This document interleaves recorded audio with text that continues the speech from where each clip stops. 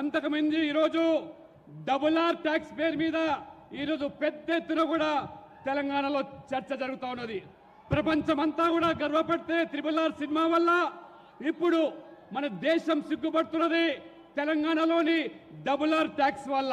అందుకనే ఈరోజు double R tax ద్వారా ఏ పారిశ్రామికవేత్తల ద్వారా పెద్ద ఎత్తున ఈరోజు ఆ ట్యాక్స్ మీద వసూలు చేస్తున్నారో అందులో పెద్ద ఎత్తున ఇవాళ ఢిల్లీకి ఆ నల్ల దళాన్ని కప్పం కడుతూ ఉన్నారు ఈ తెలంగాణలోని ఈ అధికారులు. కాబట్టి ఈ యొక్క డబుల్ ఆర్ ట్యాక్స్ వల్ల విసిగిపోయిన తెలంగాణ ప్రజలు, మరి నేను ఎక్కువగా చెప్పదలుచుకోలేదు, ఈ డబుల్ ఆర్ ట్యాక్స్ ఎవరు వసూలు చేస్తున్నారో, ఎవరికి కప్పం కడుతున్నారో మీరు అర్థం చేసుకోవాల్సిందిగా మిమ్మల్ని నేను కోరుతా ఉన్నాను. भाइयों बहनों, अगर आपने ये डबल आर टैक्स पर लगाम नहीं लगाई तो ये 5 साल में आपको ऐसा बर्बाद कर देगा, ऐसा बर्बाद कर देगा, तेलंगाना फिर खुदा खड़ा नहीं हो पाएगा। पहले टीआरएस बीआरएस ने तेलंगाना को बर्बाद कर दिया, अब ये डबल आर वो भी बर्बाद करेगा। और इसलिए उसको लगाम लगाने के लिए इस बार तेलंगाना से सभी भाजपा को जिता करके दिल्ली भेजो तो वो डरेगा और लगाम रहेगी।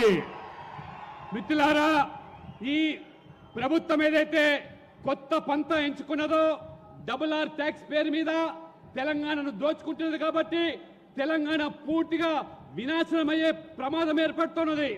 గతంలో బీఆర్ఎస్ కూడా ఏ రకంగా అవినీతికి పాల్పడి రాష్ట్రాన్ని దోచుకున్నదో, బీఆర్ఎస్ కాంగ్రెస్ ఇద్దరు తోడు దొంగలే, ఒక గూటి పక్షులే.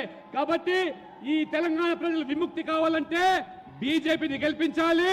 త్వరలో తెలంగాణలో పెద్ద ఎత్తున బీజేపీ అభ్యర్థులను గెలిపించి తెలంగాణను ఆదుకోవాల్సిందిగా మీతో నేను విజ్ఞప్తి చేస్తా ఉన్నాను. साथियों, कांग्रेस पार्टी ने आपको लूटने के लिए एक और नया तरीका निकाला है।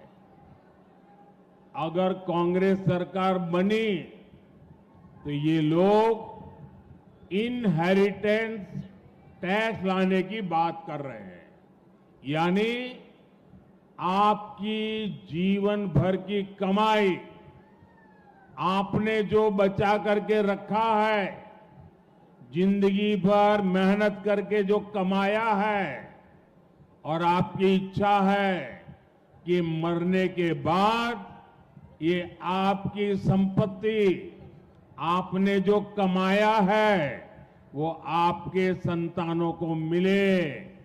लेकिन कांग्रेस ऐसा टैक्स लाने वाली है कि अब आपने जो कमाया है वो पूरा का पूरा आपके बच्चों को नहीं दे सकेंगे।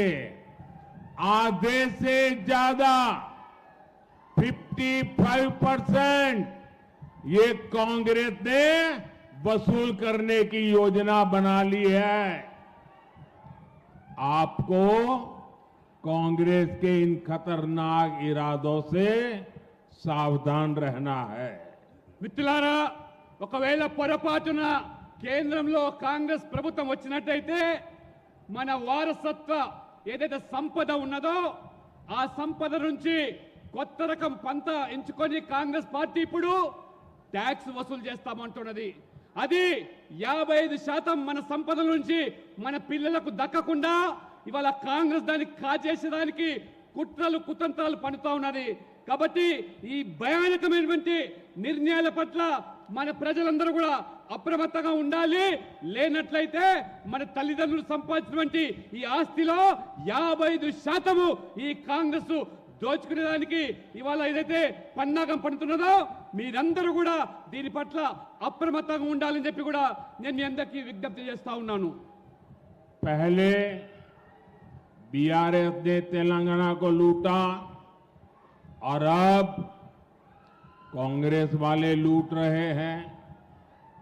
आप देखिए बीआरएस ने कालेश्वरम प्रोजेक्ट का इतना बड़ा स्कैम किया। जब कांग्रेस विपक्ष में थी तो सरकार बनने के बाद इसकी जांच करने की बातें कर रही थी, लेकिन जैसे ही सरकार बनी कांग्रेस कालेश्वरम स्कैम की फाइलें दबाकर बैठ गई। और जब बीआरएस सत्ता में थी तब उन्होंने केस फॉर वोट मामले की जांच को आगे नहीं बढ़ने दिया। మిత్రులారా, మొదట ఈ రాష్ట్రాన్ని బీఆర్ఎస్ ప్రభుత్వము ఏ రకంగా దోచుకున్నదో మనందరికీ తెలిసిందే.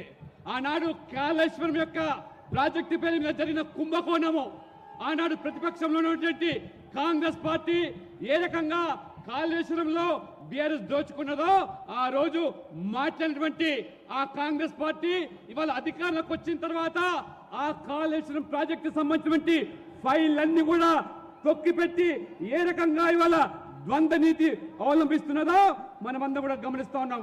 కాబట్టి ఈ విధంగా కాంగ్రెస్ ప్రభుత్వము ఏ రకంగా ఇద్దరు కూడా తోడు దొంగలు కాబట్టి ఒకరినొకరు కాపాడుకునేటువంటి ప్రయత్నాన్ని చేస్తున్నారు.